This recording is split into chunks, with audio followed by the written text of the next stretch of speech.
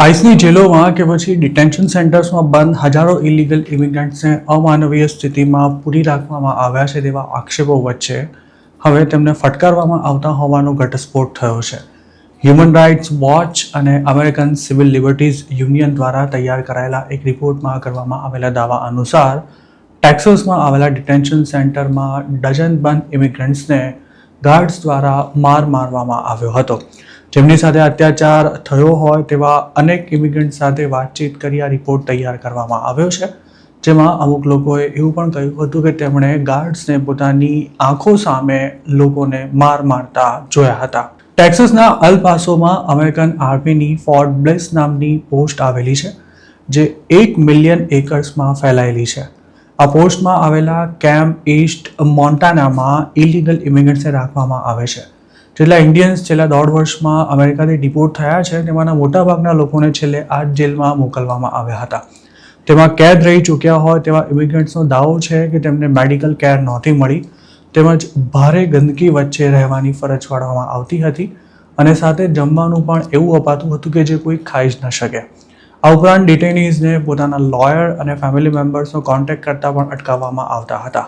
84 પાનાના આ રિપોર્ટને તૈયાર કરવામાં 5 મહિનાનો સમય લાગ્યો છે અને તેના માટે 71 લોકો સાથે વાતચીત કરવામાં આવી હતી, જેમાંથી 64 લોકોએ જણાવ્યું હતું કે તેમને પોતાને જેલના સ્ટાફ દ્વારા મારવામાં આવ્યો હતો કે પછી તેમની નજર સામે બીજા લોકોને ફટકારવામાં આવ્યા હતા. આ રિપોર્ટ માટે રિસર્ચ કરનારા એન્જેલિકા સીઝરનું કહેવું છે કે કેમ્પ ઈસ્ટ મોન્ટાનામાં હ્યુમન રાઇટ્સનો સરેઆમ ભંગ કરવામાં આવી રહ્યો છે અને અમેરિકાની સરકારે આ ડિટેન્શન સેન્ટરને તાળું મારી દેવું જોઈએ, તેમજ જેટલા લોકો પર પણ અહીં અત્યાચાર થયા છે તે તમામ કેસની સ્વતંત્ર રીતે તપાસ થવી જોઈએ.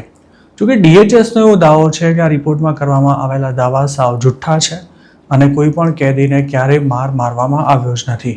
DHS એવું પણ કહ્યું હતું કે આઈસ પોતાની કસ્ટડીમાં રહેલા દરેક કેદીની હેલ્થ અને સુરક્ષા પર પૂરતું ધ્યાન રાખે છે. તો બીજી તરફ કેમ્પ ઈસ્ટ મોન્ટાનામાં થતા હિંસાચાર અને માનવાધિકાર ભંગના રિપોર્ટ્સ આ પહેલાં પણ આવતા રહ્યા છે. ઓગસ્ટ 2025માં ડિટેન્શન સેન્ટરને ખુલ્લું મૂકવામાં આવ્યું હતું અને તેમાં અત્યાર સુધીમાં 3 લોકોના મોત થઈ ચૂક્યા છે, જેમાં 55 વર્ષના એક ક્યુબન ઇમિગ્રન્ટને તો હાથકડી પહેરાવીને ગાર્ડ્સ દ્વારા નીચે પાડી દેવામાં આવતા તેના શ્વાસ અટકી ગયા હતા. આ ઘટનાને એક લોકલ મેડિકલ એક્ઝામિનરે માનવ વધ એટલે કે હોમિસાઇડ ગણાવી હતી અને ગયા મહિને તેનો જે ફેડરલ રિપોર્ટ ઇસ્યુ થયો હતો તેમાં એવું જણાવાયું હતું કે આ કેસમાં મહત્વના પુરાવાનો નાશ કરી દેવાયો છે. ગવર્મેન્ટ અકાઉન્ટેબિલિટી ઓફિસના આ રિપોર્ટમાં એવું પણ જણાવાયું હતું કે DHSના મિસમેનેજમેન્ટને કારણે મિલિયન્સ ઓફ ડોલર્સના ખર્ચ બાદ પણ આ જેલમાં અનસેફ કન્ડિશનનું નિર્માણ થયું છે અને ઇમિગ્રન્ટ્સના મોત પણ થયા છે.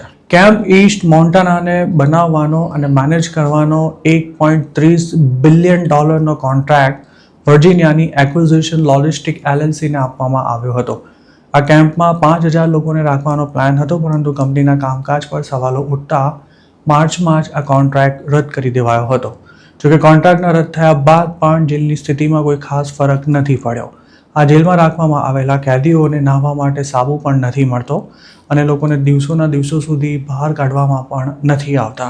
આ સિવાય આ રિપોર્ટમાં એવું પણ જણાવાયું છે કે કેદીઓને રેગ્યુલર જમવાનું પણ નથી મળતું અને ક્યારેક તો તેમને 12 કલાકના ગાળામાં ફૂડ મળે છે. આ સ્થિતિથી કંટાળીને કેટલાક કેદીઓએ ભૂખ હડતાળ કરી ત્યારે ગાર્ડ્સ દ્વારા તેમને ફટકારવામાં આવ્યા હતા. જો કોઈ ડિટેન્શન સેન્ટરની સ્થિતિ અંગે ફરિયાદ કરે તો પણ તેને મારવામાં આવે છે તેવો દાવો પણ ઘણા કેદીઓ કરી ચૂક્યા છે. કેટલાક કેદીઓએ તો એવું પણ જણાવ્યું હતું કે તેમને ડિપોર્ટેશન પેપર પર સાઇન કરવા માટે મજબૂર કરવા તેમના પર અત્યાચાર કરાયો હતો. બાઇડનની સરકારમાં ઇલીગલી બોર્ડર ક્રોસ કરતા લોકોને 2-4 મહિના સુધી ડિટેન્શન સેન્ટર્સમાં રહેવામાં કોઈ જ પ્રોબ્લેમ નહોતો થતો, કારણ કે તે વખતે તેમને ફૂલ ફેસિલિટીઝ મળતી હતી. જોકે ટ્રમ્પની સરકારમાં આઈસના હાથમાં આવી ગયેલા ઇલીગલ ઇમિગ્રન્ટ્સને જેલોમાં જીવતે જીવ નરકનો અનુભવ થઈ રહ્યો છે. ફ્લોરિડામાં એલિગેટર આલ્કાટ્રાઝ નામનું જે હંગામી ડિટેન્શન સેન્ટર ઊભું કરાયું હતું ત્યાં પણ મહદઅંશે કંઈક આવી જ સ્થિતિ હતી. હાલ તો આ ડિટેન્શન સેન્ટરને બંધ કરી દેવાયું છે, પણ તેમાં કેદ રહી ચૂક્યા હોય તેવા ઇમિગ્રન્ટ્સે એવા પણ દાવા કર્યા હતા કે ત્યાં નાહવાના પણ ફાંફા હતા, તેમજ ઘણીવાર ટોયલેટમાં પાણી જ નહોતું આવતું.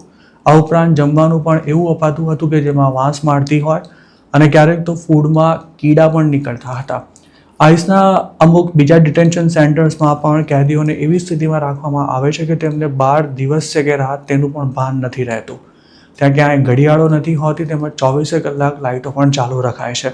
આ ઉપરાંત એસીનું ટેમ્પરેચર પણ એટલું ઓછું રાખવામાં આવે છે કે લોકો આખો દિવસ ટૂંટિયું વાળીને અંદર પડ્યા રહે છે. આ જ કારણોસર કોર્ટ કોઈ રાહત આપે ત્યાં સુધી રાહ જોવાને બદલે મોટાભાગના ઇલીગલ ઇમિગ્રન્ટ્સ જેલમાંથી છૂટવા રિમૂવલ પેપર્સ પર સાઇન કરવા તૈયાર થઈ જતા હોય છે.